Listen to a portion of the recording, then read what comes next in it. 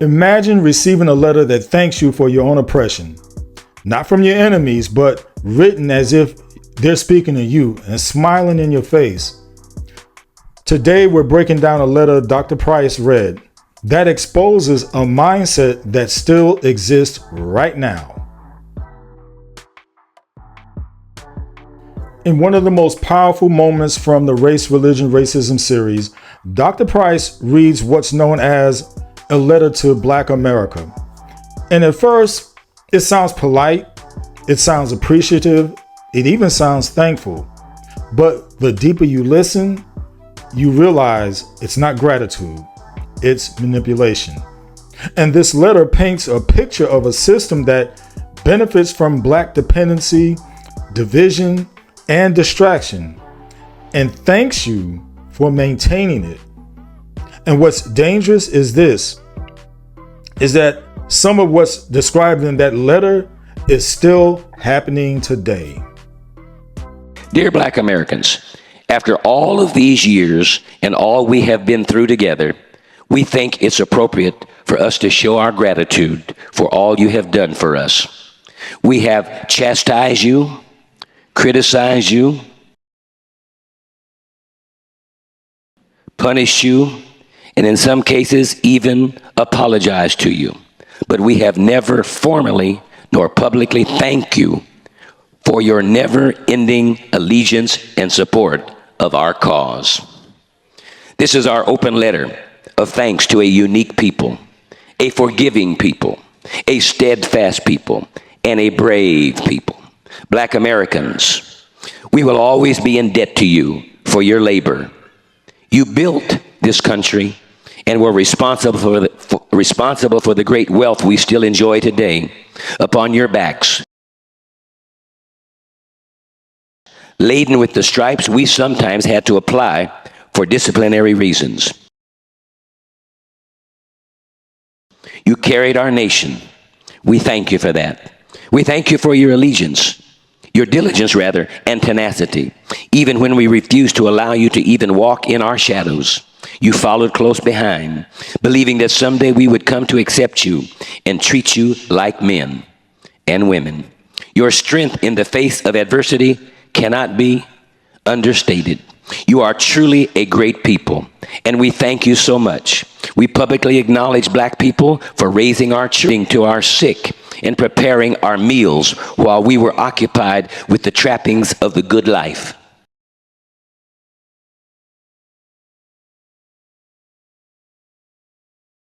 Even during the times when we found pleasure in your women and enjoyment in seeing one of your men lynched, maimed, and burned.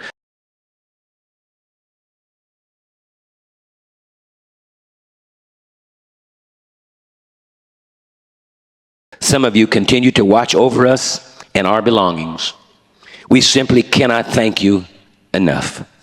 Your bravery on the battlefield, despite being classified as 3/5 of a man, was and still is outstanding and beyond the call of duty.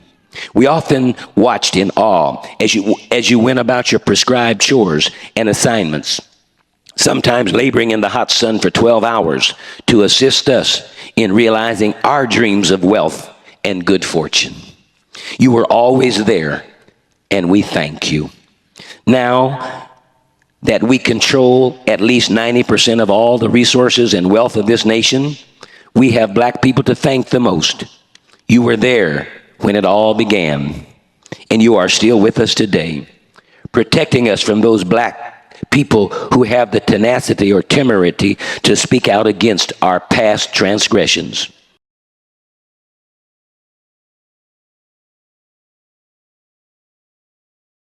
How can we thank you for your dedication? You warned us about Denmark Vesey. You let us know about Gabriel Prosser's plans. You called our attention to Nat Turner, and you even sounded the alarm when old John Brown came calling on Harper's Ferry. Some of you still warn us today. Thank you, thank you, thank you. Now, as we look out upon our enormous wealth, And as we assess our tremendous control of the resources of this country, we can only think of the sacrifices you and your families made to make all of this possible. You are indeed fantastic, and we will forever be in your debt.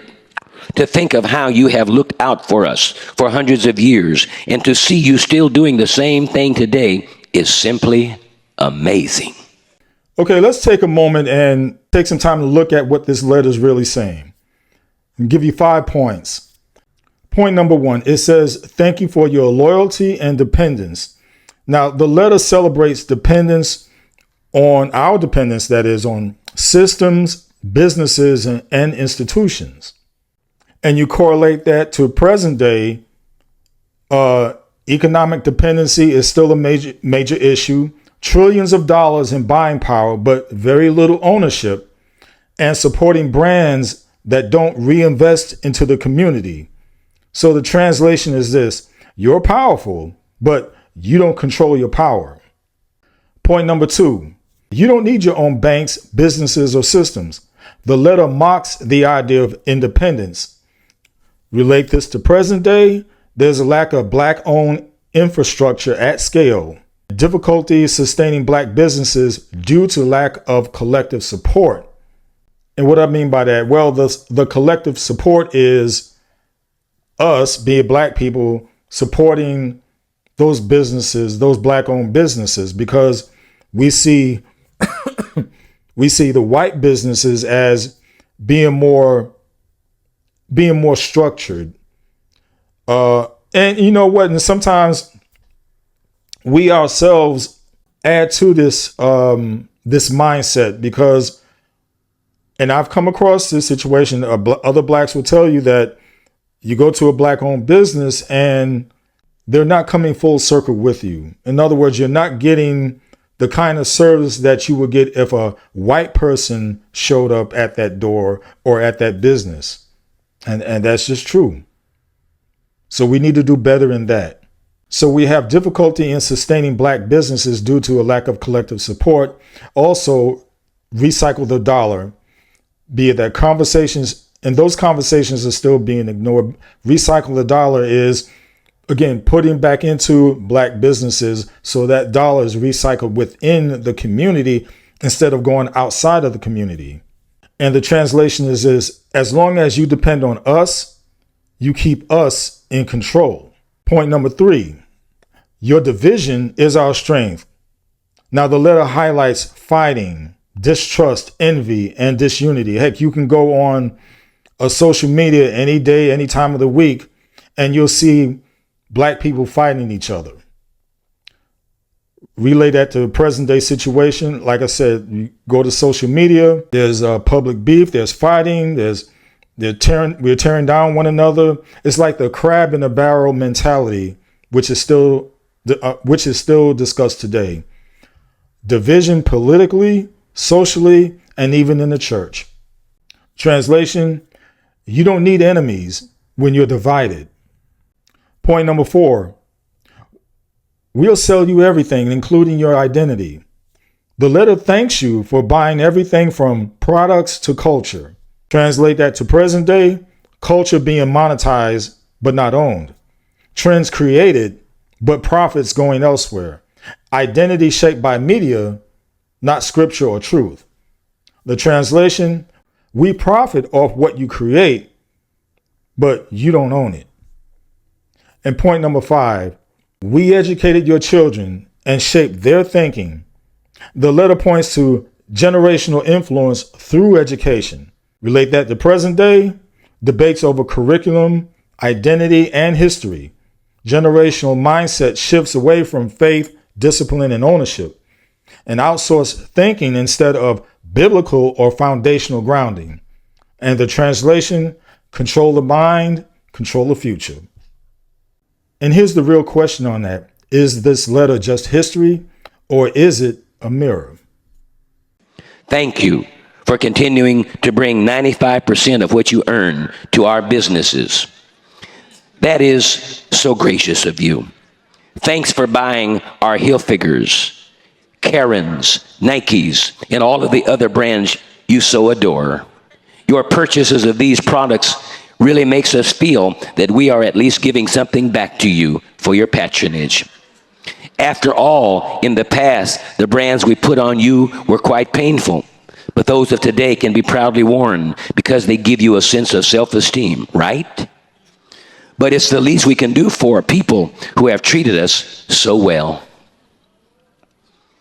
Your superior athletes, entertainers, intellectuals, and business persons, both legal and illegal, exchange most of their money for our cars, jewelry, homes, and clothing. What a windfall they have provided for us. The less fortunate among you spend all they have at our neighborhood stores, enabling us to open even more stores. Sure, they complain about us, but they never do anything to hurt us economically. You are a very special people. Thank you.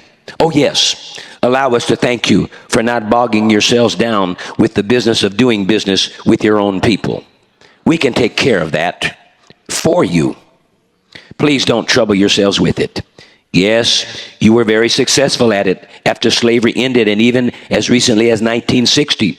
But you know what happened when you began to build your own communities and do business with one another? Some of the lower ones of our kind burned you out time and time again. So why bother? In today's business environment, your own people will not support you anyway. You just keep doing business with us. It's safer that way.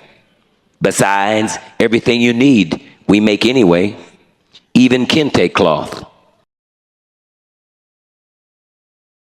You just continue to chant, to dance, sing, fight, get high, go to prison, backbite, envy, and distrust and hate one another. Have yourselves a good time. And this time, we'll take care of you. It's the least we can do, considering all you've done for us. Heck, you deserve it, black people, for your labor, which created our wealth, for your resisting the messages of troublemaking blacks like Washington, Delaney, Garvey, Bethune-Tubman, and Truth. For fighting and dying on our battlefields, we thank you. For allowing us to move into your neighborhoods, we will forever be grateful to you. For your unceasing desire to be near us, and for hardly ever following through on your threats to our lack of reciprocity and equity. We thank you so much. We also appreciate your acquiescence to our political agendas, for abdicating your own economic self-sufficiency, and for working so diligently for the economic well-being of our people. You are real troopers.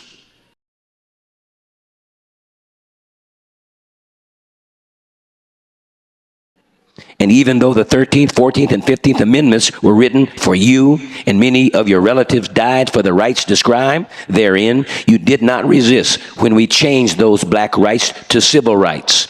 And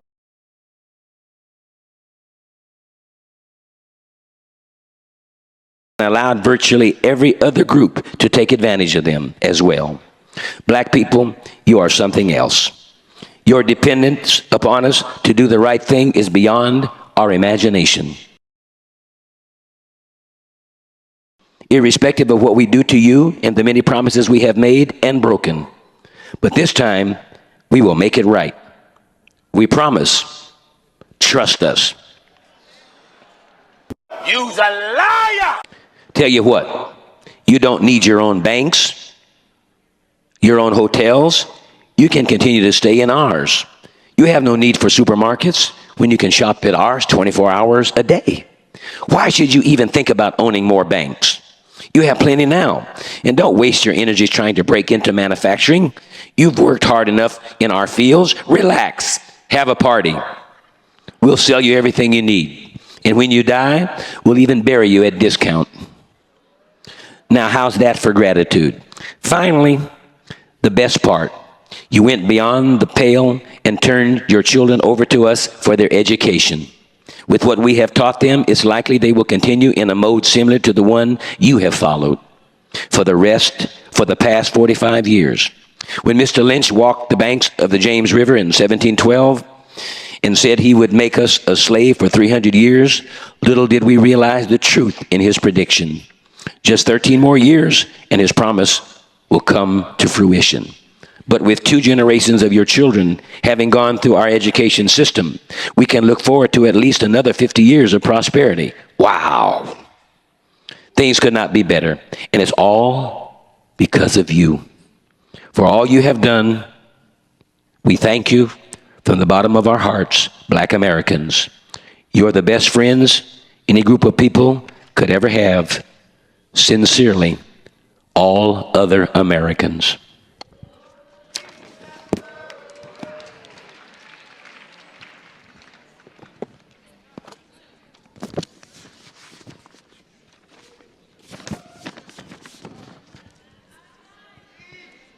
So to wrap this up, this isn't about blaming anyone. This is about awakening.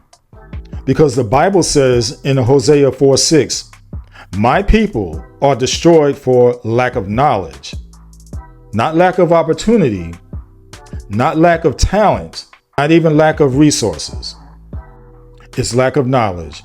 And once you see it, you can't unsee it. So the real question is this: will we continue the cycle or finally break it? So with that in mind, continue to renew your mind. Enough said.